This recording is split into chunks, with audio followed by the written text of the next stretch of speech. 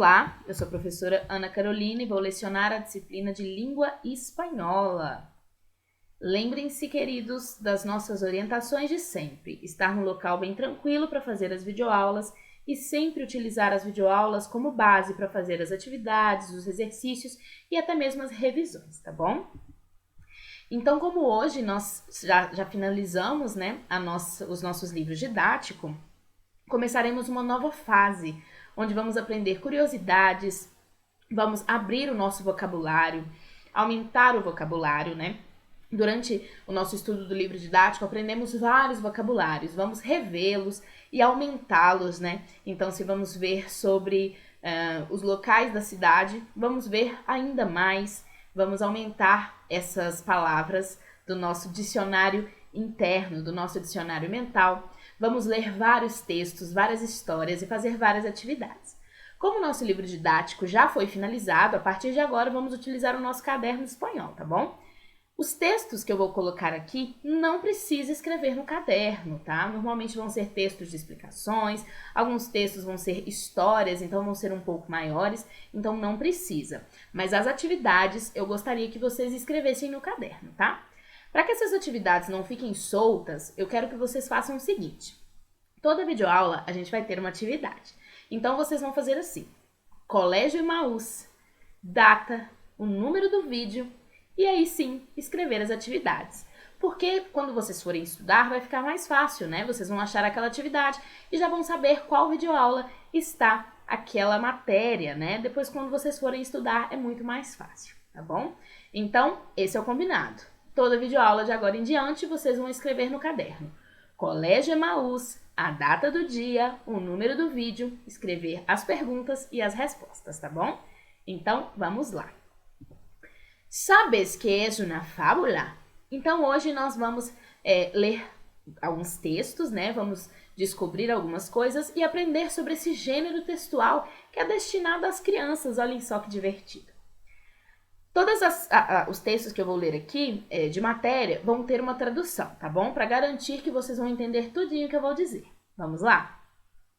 Las fábulas destacan por transmitir enseñanzas tan importantes que, aunque la mayoría de ellas fueron escritas hace siglos, actualmente siguen siendo imprescindibles en el día a día. La presentación de situaciones en las que los protagonistas son animales simplifican y ejemplifican momentos de la vida cotidiana en los que los niños podrían encontrarse, haciéndolo de una forma divertida y atractiva. Se debe tener en cuenta que desde el principio la función de las fábulas ha sido enseñar a los más pequeños pautas de comportamiento adecuadas, criticando actitudes incorrectas. Mientras el niño o niña disfruta de una historia divertida, en muchas ocasiones llegando a cómica, está aprendiendo valores éticos y morales gracias a las fábulas con moraleja implícitas ou explícitas de las fábulas. Então agora vamos traduzir e discutir esse texto para que a gente possa aprender tudo certinho. Vamos lá? Bom, primeiro, enseñanzas significa ensinamentos. Imprescindíveis, imprescindível. Professor, o que é imprescindível? É algo que não dá para ser dispensado, é algo que é muito necessário. Siglos são séculos, um siglo, 2 siglos, 3 siglos e assim por diante. Moraleja é a moral da história, a moral. E atractiva é algo atrativo, algo que nos chama a atenção. Repitam comigo essas palavras. Enseñanza, enseñanza, imprescindible, imprescindible, siglos, siglos, moraleja, moraleja, atractiva, atractiva. Muito bem, então agora vamos para a nossa tradução e vamos discutindo o texto, tá bom? As fábulas se destacam por transmitir ensinamentos tão importantes. Ainda que a maioria delas tenha sido escritas há séculos, atualmente seguem sendo indispensáveis no dia a dia. Então vamos parar aqui e discutir um pouquinho. A maioria das fábulas que são as mais conhecidas, como a Tartaruga e a Lebre, por exemplo, que é uma das que todo mundo já ouviu falar, foram escritas há séculos atrás. Mas ainda assim elas trazem ensinamentos que são muito importantes até mesmo nos dias de hoje. Então elas são histórias atuais. Mas também existe o fato de que elas vão sendo adaptadas e readaptadas sempre, né, por diferentes autores para que possam refletir a nossa atualidade. Então, vocês não podem pensar, mas as fábulas foram escritas assim há séculos atrás? Na verdade, não. Elas foram se modificando com o passar do tempo, assim como aconteceu, por exemplo, com os contos de fadas. Tanto os contos de fada quanto as fábulas surgiram por um motivo. Eles tinham um propósito de ensinar as crianças. Mas, professora, isso não é na escola? Sim, mas na época não existiam escolas. E quando existiam, eram para as crianças muito ricas. Não era algo tão acessível como temos hoje. Então os pais criavam histórias para ensinar os seus filhos que não podiam ir para o bosque sozinhos, que não podiam confiar em estranhos e assim por diante. Desse modo, o que acontecia era, essas histórias foram passando para os amigos, para os outros amigos, eles foram contando para os filhos, esses filhos cresceram e contaram para os seus filhos, que cresceram e contaram para os seus filhos. Nessa época, nem existia algo escrito dessas histórias. Essas histórias eram histórias que a gente chama de histórias orais, que eram somente por meio oral. O que é meio oral, professora? Pela palavra. Então, essas histórias só existiam na boca do povo. As pessoas contavam essa história. Até o momento em que passou-se a escrever essas histórias. Normalmente, foram as primeiras versões dessas histórias. Temos aí os irmãos Grimm, Thomas Anderson e vários outros escritores que se dedicaram a pegar essa tradição oral e colocar no papel. E assim surgiram as histórias documentadas, escritas. Mas ainda assim, essas histórias foram se modificando para refletir o que vivemos hoje. Vamos continuar. A apresentação de situações em que os protagonistas são animais simplificam e exemplificam momentos da vida cotidiana em que as crianças podiam se encontrar de maneira divertida e atrativa. Então, as fábulas sempre vão ter personagens que são animais. O que há de diferente desses animais das fábulas para os animais da nossa vida real? Os animais, eles são conhecidos por não ter um pensamento parecido com o do ser humano, né? Muitas pessoas falam que eles são animais irracionais, enquanto o ser humano é racional. A gente tem um pensamento diferente. O que acontece é que nas fábulas, esses animais têm um pensamento muito próximo ao do ser humano. Então, nós transferimos o pensamento do ser humano para os animaizinhos. Se deve ter em conta que, desde o princípio, a função das fábulas tem sido ensinar às crianças assuntos de comportamentos adequados, indicando atitudes incorretas. Enquanto a criança desfruta de uma história divertida, em muitas ocasiões chegando a ser cômica, está aprendendo valores éticos e morais graças às fábulas com morais implícita e explícita. Então, o propósito, como a gente disse, né, era ensinar às crianças o que elas deveriam fazer em determinadas situações. Então, as fábulas trazem momentos do dia a dia, coisas que vivemos na nossa vida cotidiana, né? E ali as crianças vão aprendendo o que fazer, o que não fazer, qual decisão tomar, o que é errado fazer naqueles momentos, como devemos tratar as pessoas e assim por diante. Então, agora vamos fazer este pequeno exercício, lembrando Colégio Emaús, data, número do vídeo e a atividade. Vamos lá? Explique que são as fábulas. Então, explique o que são as fábulas. La fábula es una narrativa en prosa que es desarrollada con personajes inhumanos como seres racionales, os cuales, a partir de sus acciones, transmiten diversas enseñanzas y moralejas. Então, a fábula é uma narrativa em prosa que é desenvolvida com personagens que não são humanos, mas eles são ali seres racionais, com pensamentos racionais, os quais, a partir de suas ações, transmitem diversos ensinamentos e morais. Quais são as distinções entre fábulas e cuentos de hadas? Então, qual é a distinção entre os contos e as fábulas? Vamos ver. Los personajes principales de las fábulas son animales hablantes, mientras que en los cuentos no es necesario, a pesar de que a veces hay ese tipo de personajes.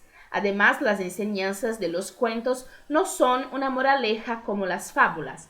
Então, as personagens principais das fábulas são animais falantes. E por mais que nos contos nós tenhamos, sim, alguns animais, eles não são tratados da mesma forma que na fábula, né? Eles podem até mesmo ser falantes, esse não é bem o caso, né? Mas eles não têm esse papel tão central, eles não são os protagonistas, né?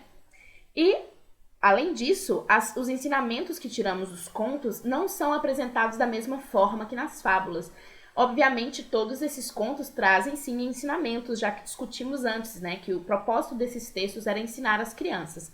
Mas, nas fábulas, as morais são apresentadas de um modo diferente. Para ilustrar isso, nós vamos ler essa fábula juntos. La fábula del cuervo y el zorro, do corvo e da raposa.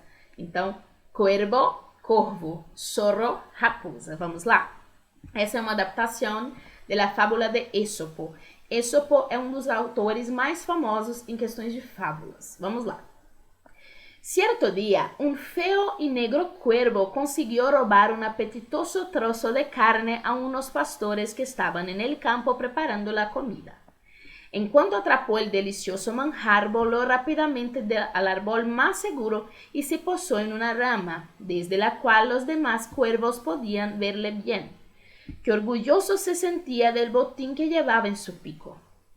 Un zorro que pasaba por allí vio el pájaro en lo alto y comenzó a relamarse pensando en lo rico que debía ser ese bocado. Decidido a hacerse con el botín, tramó un astuto plan para robárselo al pajarraco. Con sigilo se acercó a los pies del árbol y comenzó a decirle las cosas más bonitas que se ocurrieron.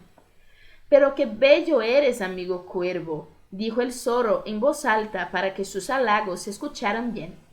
«He visto pájaros hermosos, pero ninguno como tú. ¿Te has fijado cómo brillan tus plumas bajo la luz del sol? Son de color azabache. Deberías dejarte ver más por aquí para que todos podamos admirarte». El cuervo escuchaba atentamente y disfrutaba de los lindos piropos que le decía el zorro. «Vaya», pensaba, «nunca me han dicho cosas tan bonitas, qué zorro más simpático». El zorro continuó con los halagos. «Eres bello, pero también he visto cómo vuelas. Nadie te gana en elegancia cuando suercas el cielo. Hasta el águila te tiene envidia». El cuervo no podía sentirse mejor. Oír todas esas cosas le agradaba muchísimo y disfrutaba siendo el centro de atención. Los cuervos de alrededor no quitaban ojo a lo que estaba sucediendo y comenzaron a graznar. Sus potentes chillidos taparon el canto de los pajarillos porque por allí andaban. Para el zorro fue una oportunidad de oro. «Qué delicia escuchar a tus amigos los cuervos», le dijo el muy ladino. «Su voz es hermosa y potente. Es una pena que tú no sepas cantar como ellos». El cuervo comenzó a ponerse nervioso. Con la carne aún en el pico, se moría de ganas de demostrarle al zorro que él también tenía una bella voz, mientras el zorro seguía con su discurso.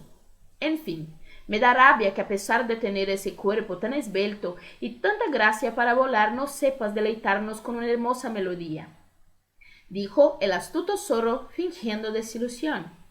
El cuervo ya no pudo más. Estaba inflado de vanidad. No podía consentir que el zorro se fuera sin escucharle. Instintivamente abrió el pico y estirándose como si fuera un auténtico ruiseñor, comenzó a graznar lo más fuerte que pudo. Sin darse cuenta, soltó el trozo de carne que fue a parar directamente a la boca del zorro. Cuando se dio cuenta de su metedura de pata, ya era demasiado tarde. El zorro se zampaba su comida y todos los cuervos se partían de risa. Satisfecho, el zorro le dedicó unas palabras burlonas pero ciertas. «Ay, cuervo, eres presumido pero muy poco inteligente. Ser tan vanidoso solo te traerá problemas. La próxima vez no hagas caso de los que como yo te dicen las cosas que quieres escuchar para conseguir algo». Le dedicó un guiño y entre risitas se alejó, dejando al cuervo sonrojado por la vergüenza. Moraleja: en la vida hay que tener cuidado con las personas que nos adulan y nos dicen demasiadas cosas bonitas sin motivo, porque a lo mejor solo pretenden engañarnos y conseguir algo de nosotros. Bom, não se preocupem se não compreenderam tudo desse texto, porque na próxima aula vamos lê-lo passo a passo, traduzindo e resumindo cada uma das partes dele, tá bom?